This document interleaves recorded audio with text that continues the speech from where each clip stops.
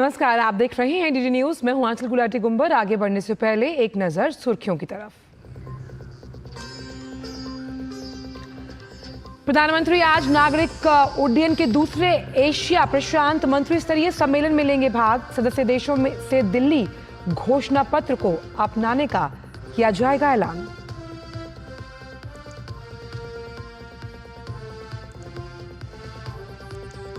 हरियाणा में नामांकन दाखिल करने के आखिरी दिन भाजपा के 26 प्रत्याशी भरेंगे पर्चा। पार्टी ने उतारे 3 और उम्मीदवार, सभी 90 सीटों पर प्रत्याशी घोषित। वहीं कांग्रेस ने 40 और आप पार्टी ने की 19 उम्मीदवारों की सूची जारी। जम्मू कश्मीर में भी तीसरे और अंतिम चरण के लिए नामांकन होंगे दाखिल। 40 विधानसभा सीटों के लिए 1 अक्टूबर को होगा मतदान।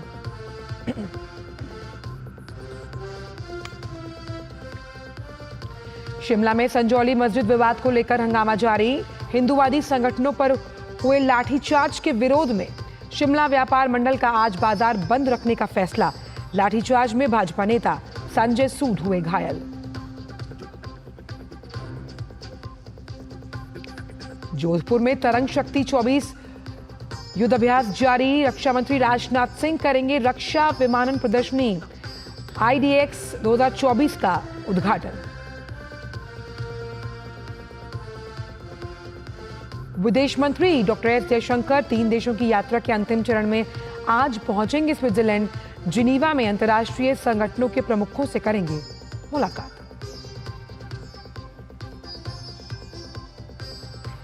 खेल की खबरों में अंडर 19 महिला T20 एशिया कप की होगी शुरुआत। एशियाई क्रिकेट परिषद ने अपनी कार्यकारी बोर्ड की बैठक में लिया अहम फैसला।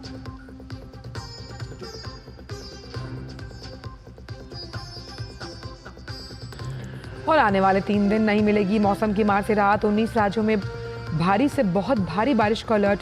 दिल्ली की कई जगहों पर बारिश।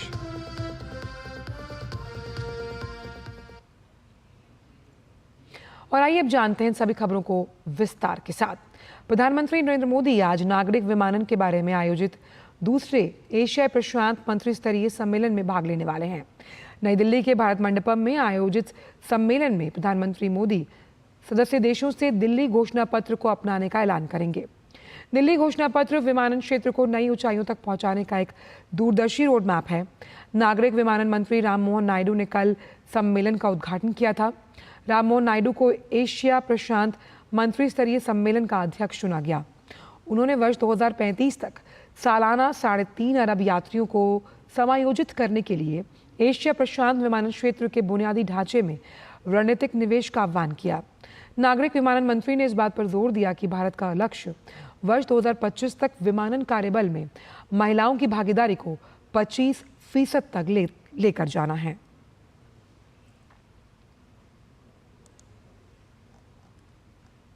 और अब बात जम्मू कश्मीर और हरियाणा विधानसभा चुनाव से जुड़ी हुई।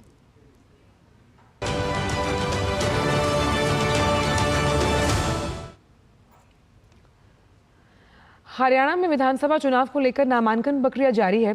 नामांकन दाखिल करने का आज आखिरी दिन है। नामांकन पत्रों की जांच कल होनी है और 16 सितंबर तक उम्मीदवारों द्वारा नाम वापस लिए जा पाएंगे। आज आखिरी दिन बीजेपी के 26 प्रत्याशी पर्चा भरेंगे।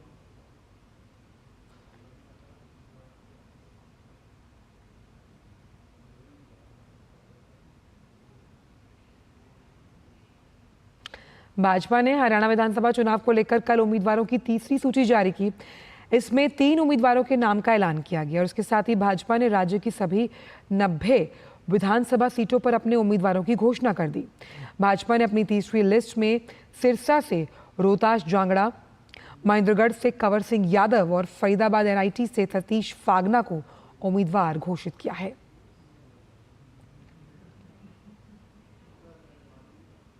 कांग्रेस ने भी हरियाणा विधानसभा चुनाव के लिए 40 उम्मीदवारों की एक और सूची जारी कर दी।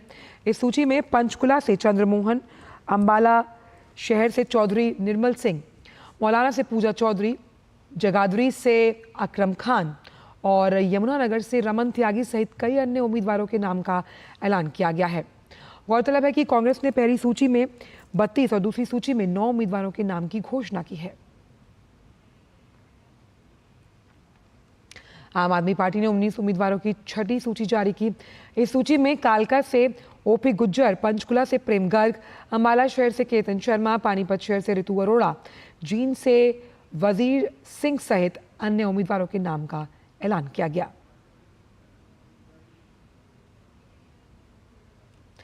इंडियन नेशनल लोकदल यानी कि इनेलो ने हरियाणा विधानसभा चुनाव के लिए बुधवार देर रात 11 उम्मीदवारों का ऐलान किया है।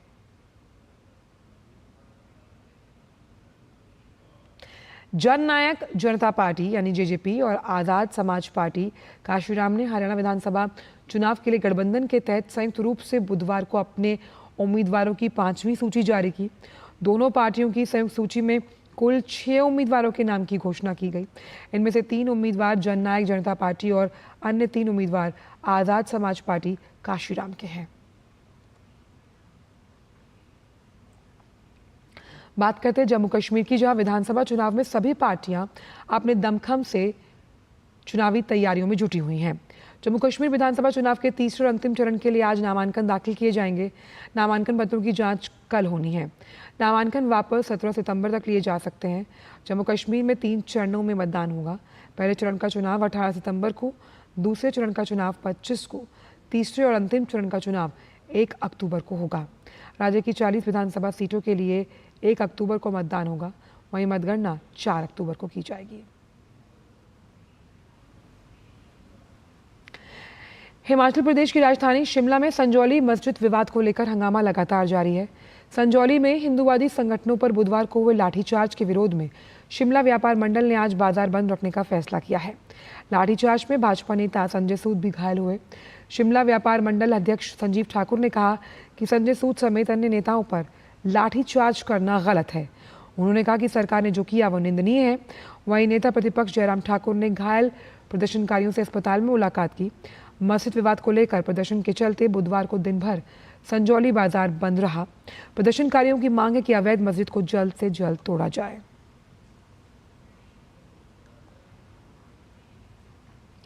आरजीकर मेडिकल कॉलेज और अस्पताल में हुए बलात्कार और हत्या मामले पर जूनियर डॉक्टर्स का स्वास्थ्य भवन के बाहर विरोध प्रदर्शन जारी है। जूनियर डॉक्टर द्वारा आरोपी को जल्द से जल्द सजा देने की मांग की जा रही है।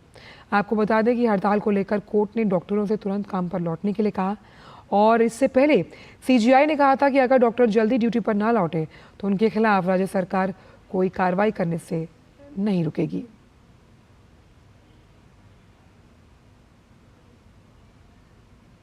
आज जो हेल्थ का मिनिस्ट्री से प्रेस रिलीज किया उसमें बताया कि जूनियर डॉक्टर्स बहुत सारा शर्त दे रहे हैं। ये तो कोई शर्त नहीं है, ये पीपल का डिमांड है। हम लोग बताइए कि जो हमारा डिमांड है उस डिमांड से ही हम बातचीत करेंगे, ये तो कोई शर्त नहीं है। भारतीय वायुसेना जोधपुर में कई देशों के अपने सबसे बड़े युद्ध अभ्यास में से एक तरंग शक्ति 2024 का आयोजन कर रही है। इसके साथ ही वायुसेना रक्षा विमानन प्रदर्शनी IDX 2024 को भी लगा रही है, जिसका रक्षा मंत्री राजनाथ सिंह आज उद्घाटन करने वाले हैं। 14 सितंबर तक आयोजित होने वाली इस प्रदर्शनी में विभिन्न उत्पादों और टेक्नोलॉजीज के साथ रक्षा उद्योग की भागीदारी रहेगी। इसमें मित्र देशों और भारतीय दर्शकों को सार्वजनिक क्षेत्र के रक्षा उपक्रमों, रक्षा अनुसंधान और विकास संगठन, विभिन्न श्रेणी की निजी उद्योग और नवीन उद्यम सहित भारतीय विमानन उद्योग से संबंधित प्रतिभागियों से मिलने और वार्तालाप करने का मौका मिलेगा। IDX का लक्ष्य तरंग शक्ति 2024 में भारतीय विमानन उद्योग के स्वदेशी कौशल को प्रदर्शित करना है।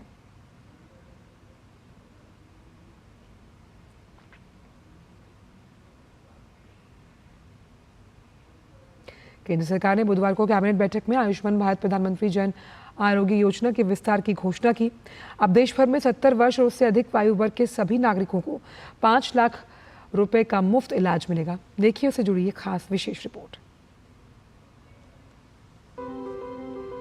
केंद्र की नरेंद्र मोदी सरकार ने सबके कल्याण की अपनी नीति को आगे बढ़ाते हुए अपने चुनावी संकल्प पत्र के एक और वादे को पूरा करते हुए बड़ा फैसला लिया है। मोदी सरकार ने बुधवार को कैबिनेट बैठक में आयुष्मान भारत प्रधानमंत्री जन आरोग्य योजना के विस्तार की घोषणा की है। अब देश भर में 70 वर्ष और उससे अधिक आयु वर्ग के सभी नागरिकों को 5 लाख रुपए का मुफ्त इलाज मिलेगा। 70 इयर्स से ज़्यादा के जो हमारे सीनियर सिटीजन्स हैं उनको universal health coverage Ayushman Bharat PM Jan Arogya Yojana में कवर करने का फैसला लिया गया है। ये बहुत बड़ा फैसला है। इस फैसले में एक बड़ी मानवतावादी सोच है, बहुत ही एक ह्यूमैनिटेरियन थिंकिंग है और माननीय प्रधानमंत्री श्री नरेंद्र मोदी जी ने जो कमिटमेंट दिया था वो कमिटमेंट आज डिलीवर किया है। इससे देश में करीब 4.5 करोड़ फैमिलीज, जिसमें करीब 6 करोड़ सीनियर सिटीजन्स कवर होंगे, ये नए एडिशनल इसमें जुड़ेंगे, जिसका ऑलरेडी आयुष्मान योजना के अंडर कवरेज है। उसमें अगर सीनियर सिटीजन्स हैं तो उसमें एडिशनल कवरेज ये रहेगा, टॉपअप कवरेज रहेगा 5 लाख रुपीस का, जो कि केवल सीनियर सिटीजन्स के लिए रहेगा। और जो फैमिलीज कवर्ड नहीं है उसमें भी 70 प्लस से ज्यादा के जो सीनियर सिटीजन्स हैं उनके लिए एक नया कवर जो कि 5 लाख रुपीस का रहेगा, 5 लाख रुपीस पर ईयर का। फैसले के मुताबिक 70 वर्ष और उससे अधिक उम्र के सभी वरिष्ठ नागरिक अब आयुष्मान भारत प्रधानमंत्री जन आरोग्य योजना के पात्र होंगे। इसमें आमदनी से कोई मतलब नहीं होगा। इससे 6 करोड़ वरिष्ठ नागरिकों वाले लगभग 4.5 करोड़ परिवारों को लाभ होगा। पारिवारिक आधार पर सालाना 5 लाख का मुफ्त इलाज मिलेगा।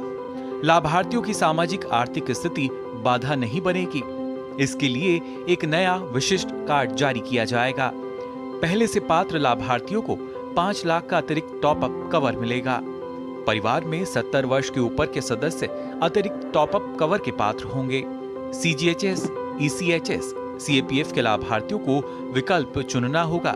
साथ ही निजी बीमा धारकों और ईएसआईसी सदस्यों को भी इसका लाभ मिलेगा।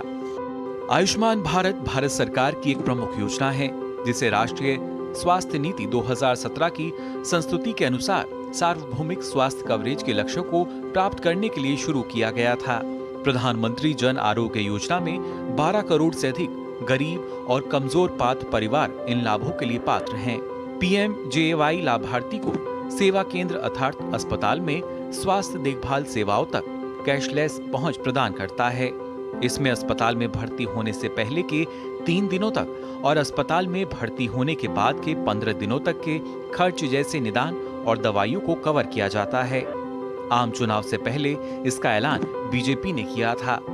खुद प्रधानमंत्री नरेंद्र मोदी ने 70 साल या इससे ज्यादा के बुजुर्गों के लिए इसका जिक्र किया था। उन्होंने कहा था, बुजुर्गों की सबसे बड़ी चिंता यह होती है कि बीमारी का इलाज कैसे कराएंगे। यह चिंता मध्यम वर्गीय के लिए और भी ज्यादा गंभीर होती है और अब 70 साल से ज्यादा आयु के हर एक व्यक्ति को आयुष्मान भारत योजना के तहत लाकर सरकार ने बुजुर्गों को बड़ी राहत दी है। शैलेंद्र मिश्रा के साथ ब्यूरो रिपोर्ट, डीडी न्यूज। केंद्रीय मंत्रिमंडल ने अगले 2 वर्षों के लिए 2000 करोड़ रुपए की लागत के साथ मिशन मौसम को मंजूरी दी। ये मौसम की चरम घटनाओं और जलवायु परिवर्तन के प्रभावों से निपटने में नागरिकों और देश के हर उपयोगकर्ता सहित हितधारकों को बेहतर ढंग से तैयार करने में मदद करेगा। देखिए उससे जुड़ी ये खास रिपोर्ट।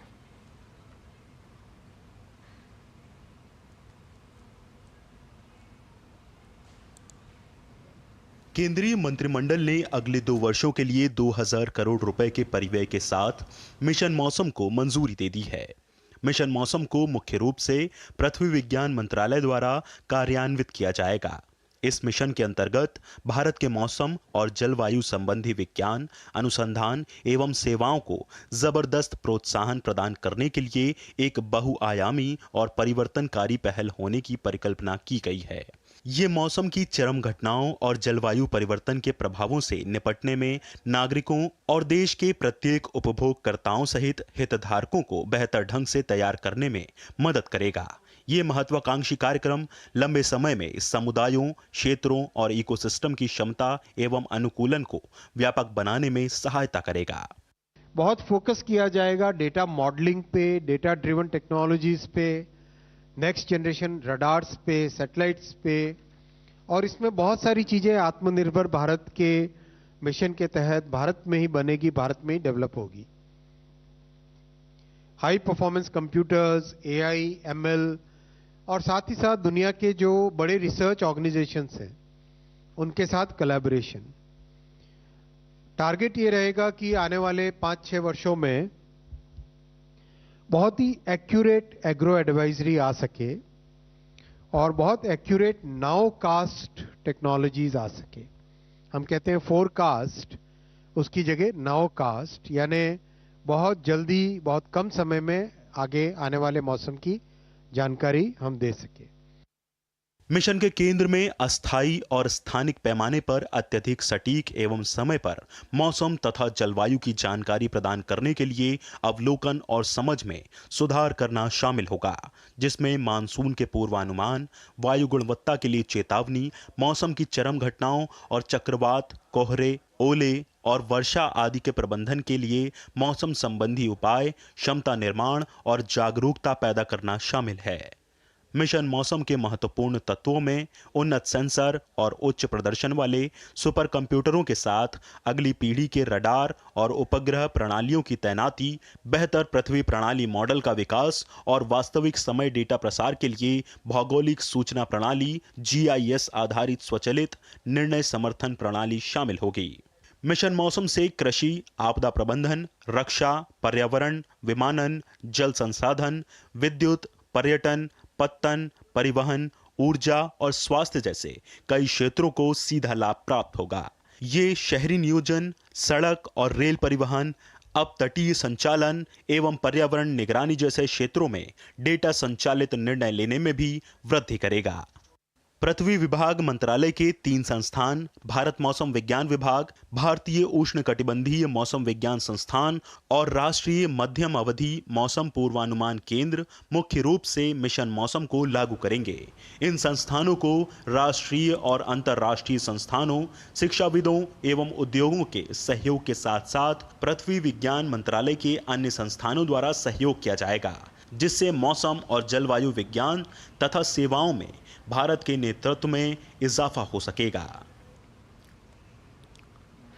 प्रधानमंत्री मत्स्य संपदा योजना के 4 वर्ष पूरा होने पर नई दिल्ली में कार्यक्रम का आयोजन किया गया।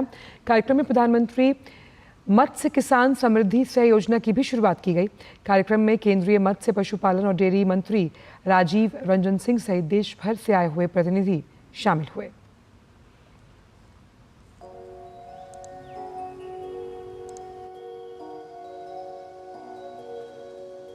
प्रधानमंत्री मत्स्य संपदा योजना के 4 वर्ष पूरे होने पर नई दिल्ली में कार्यक्रम का आयोजन किया गया।